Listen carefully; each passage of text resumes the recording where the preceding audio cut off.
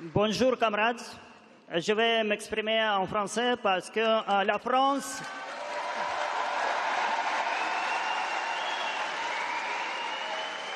France m'a accueilli après mon émigration forcée. Merci au peuple français, héritier de grandes révolutions, et j'espère la terre une autre à venir.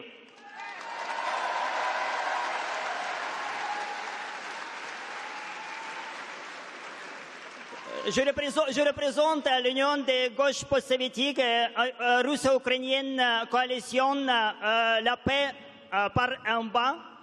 Mais je suis russe.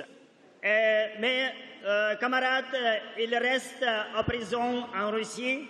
Et les autres continuent l'activité clandestine et ils ne peuvent pas relever leur nom. Et c'est moi qui les représente aujourd'hui. Les médias occidentaux et les élites politiques répètent sans cesse qu'il n'y a pas de résistance anti-guerre en Russie. C'est faux. Après 4 ans de guerre, la résistance devient enfin massive. Mais il s'agit rarement de manifestations ouvertes. Le plus souvent, ce sont les armes des faibles, sabotage, insoumission, désertion, refus de participer à la guerre. Aujourd'hui, des milliers de Russes demandent à la justice de les emprisonner pour désertion plutôt que de retourner au front. Mais la plupart des déserteurs, on est en contact des groupes déserteurs en Russie et à l'étranger, c'est vrai. Mais la plupart des déserteurs sont tout simplement renvoyés de force au front. On recense au moins 120 000 cas de désertion depuis le début de la guerre. Alors, quel est le principal problème de Poutine aujourd'hui? Un manque de chars? Non. Un manque de missiles? Non. Le principal problème de Poutine, c'est le manque de volontaires pour l'armée. Les gens résistent.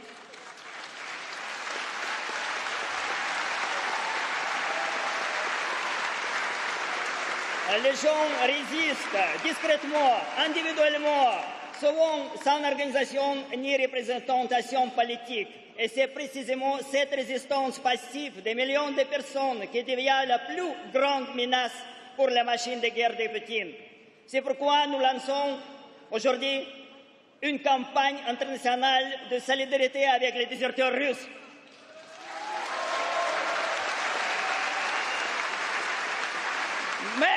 Mais le régime de Poutine a trouvé un allié inattendu. C'est les gouvernements occidentaux qui veulent refuser tous les Russes qui participent à l'armée d'entrer à l'Union européenne. C'est pourquoi il fait ça.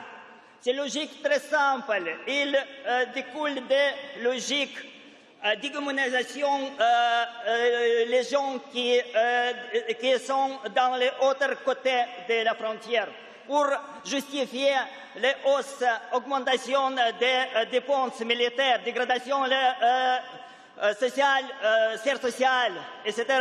L'armée a lieu des hôpitaux et des écoles. Mais cette même logique permet à Poutine de se maintenir au pouvoir, car la peur de défaite est son principal atout politique. Et qu'est-ce qu'on peut faire? Nous montrons des millions de Russes au-delà de la frontière, ils trouveront des alliés, des amis, et non seulement des sanctions et des châtiments. Nous leur montrons que l'autre avenir est possible. Non pas une victoire militaire, non pas un accord entre dirigeants, mais une paix qui vient de la base, une paix fondée sur autodétermination, la démocratie et la solidarité entre les peuples.